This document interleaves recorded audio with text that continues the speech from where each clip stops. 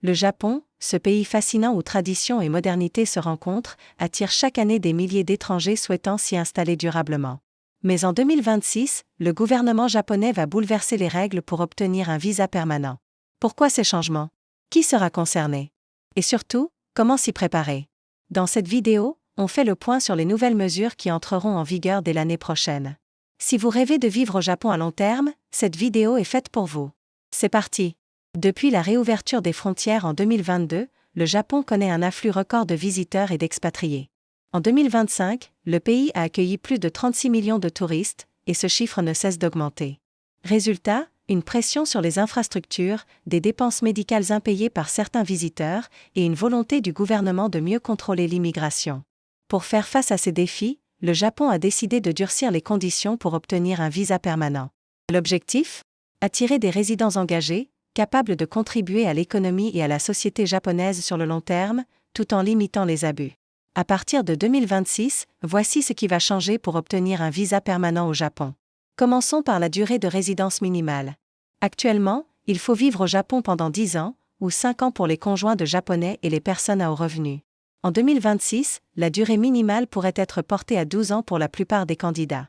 Il y aura des exceptions, notamment pour les travailleurs hautement qualifiés ou les investisseurs, mais la tendance est à l'allongement. Ensuite, parlons des revenus et de la stabilité financière. Le gouvernement va renforcer les critères. Il faudra prouver des revenus stables et suffisants pour subvenir à ses besoins sans dépendre de l'aide sociale. Un seuil minimal de revenus annuels pourrait être instauré, par exemple 5 millions de yens ou plus, selon les régions. C'est une mesure forte pour s'assurer que les résidents permanents sont financièrement autonomes. Une nouveauté majeure concerne l'assurance santé obligatoire.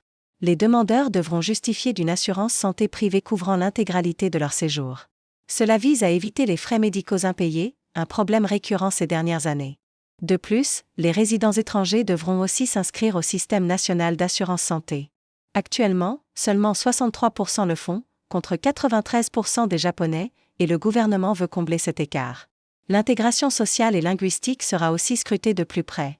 Une meilleure maîtrise du japonais, potentiellement au niveau N2 du JLPT ou supérieur, pourrait devenir obligatoire. Le gouvernement souhaite aussi évaluer l'intégration sociale, votre participation à la vie locale, le respect des règles du quotidien, etc. Enfin, un casier judiciaire vierge reste un critère absolu. Tout antécédent, même mineur, pourrait compromettre la demande, surtout en cas de dette ou de fraude. Alors, qui sera le plus impacté par ces nouvelles règles? Premièrement, les travailleurs étrangers qui ne sont pas des cadres hautement qualifiés. Ils devront patienter plus longtemps et prouver une stabilité financière accrue. Deuxièmement, les indépendants et les freelances. Leur situation, souvent jugée plus précaire, pourrait rendre l'obtention du visa permanent plus difficile. Il faudra montrer des revenus très réguliers et solides. Enfin, les retraités étrangers. Sans revenus d'activité réguliers au Japon, ils risquent de ne plus pouvoir prétendre au visa permanent, sauf s'ils disposent d'un patrimoine très conséquent. En revanche, les investisseurs, les travailleurs très qualifiés comme les ingénieurs ou les chercheurs, et les conjoints de Japonais devraient continuer de bénéficier de conditions plus souples. Si vous visez un visa permanent au Japon, il est crucial d'anticiper ces changements. Voici comment vous préparer dès maintenant. D'abord, stabilisez votre situation professionnelle. Si possible, optez pour un CDI plutôt qu'un contrat précaire. Si vous êtes freelance, constituez un portfolio solide et gardez des preuves de revenus réguliers et croissants. Ensuite, améliorez votre niveau de japonais. Visez le JLPT N2 ou supérieur pour maximiser vos chances. Impliquez-vous dans la vie locale, rejoignez des associations, participez à des événements de quartier. Cela démontre votre volonté d'intégration. Pensez aussi à souscrire à une assurance santé privée.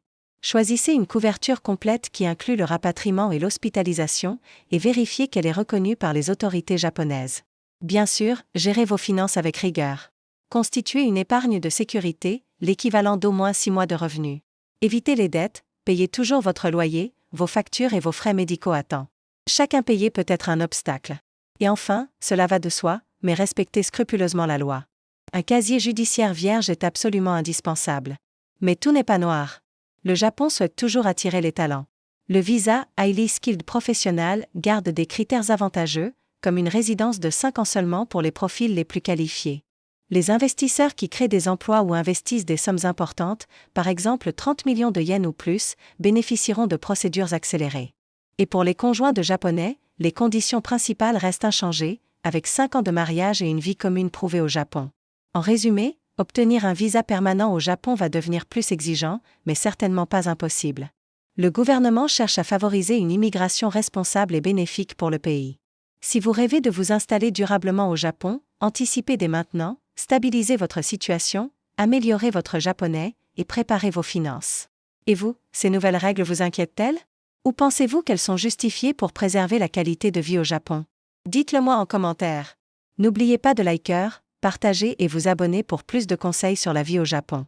À très vite pour une nouvelle vidéo. Vivre au Japon, c'est un rêve pour beaucoup d'étrangers. Mais depuis 2026, obtenir un visa permanent est devenu bien plus compliqué. Durée de résidence allongée, revenus minimaux exigés, assurance santé obligatoire. Ces nouvelles règles bouleversent la vie de milliers d'expatriés. Aujourd'hui, on vous explique ce qui a changé, et surtout, on donne la parole à ceux qui le vivent au quotidien.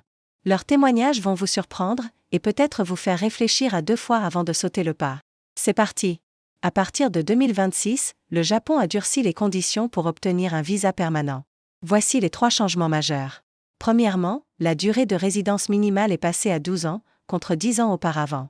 Il y a des exceptions, notamment pour les personnes à haut revenu ou les conjoints de citoyens japonais, mais pour la majorité, c'est 2 ans de plus à attendre.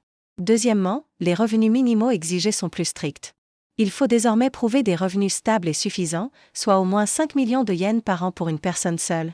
Et ce montant peut varier à la hausse selon les régions. Enfin, l'assurance santé est devenue un point crucial.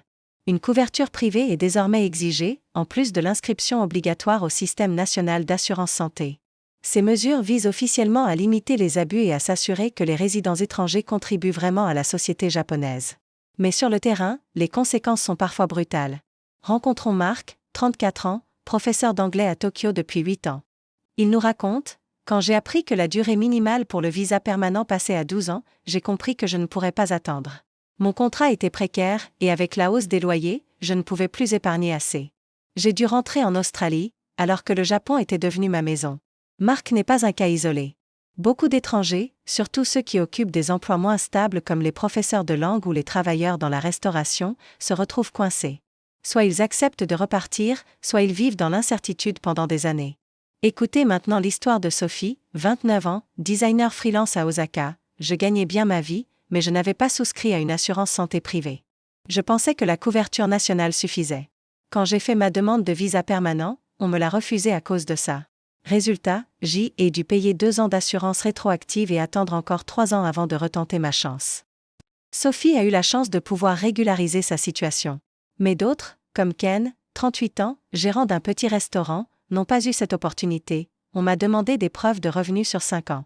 Avec la pandémie, j'ai eu 2 années difficiles. Impossible to fournir less documents. J'ai tout perdu. À l'inverse, certains expatriés hautement qualifiés ou les investisseurs profitent de conditions assouplies. Prenez Thomas, 40 ans, ingénieur dans une grande entreprise japonaise. Avec mon salaire et mon statut de professionnel hautement qualifié, j'ai obtenu mon visa permanent en 5 ans au lieu de 12. Mais je vois mes collègues, moins bien payés, galérer. Le système favorise clairement les riches. Thomas souligne aussi un autre problème: les loyers à Tokyo explosent. Même avec un bon salaire, il faut choisir entre épargner pour le visa ou vivre décemment.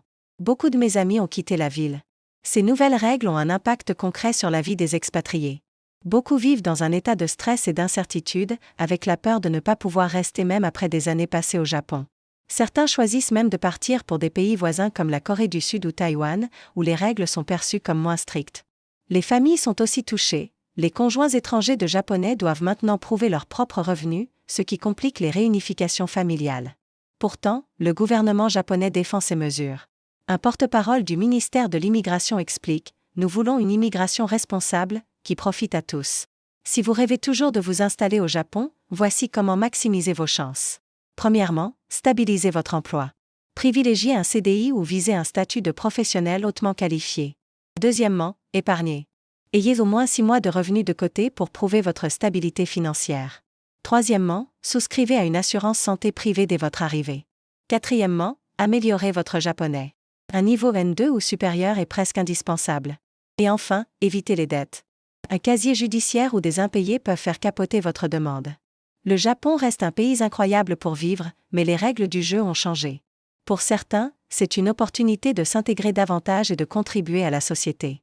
Pour d'autres, c'est un parcours du combattant qui les pousse à partir.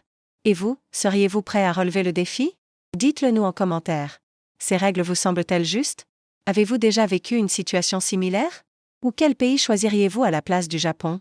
N'oubliez pas de liker, partager et vous abonner pour plus de témoignages et de conseils sur la vie à l'étranger. À très vite.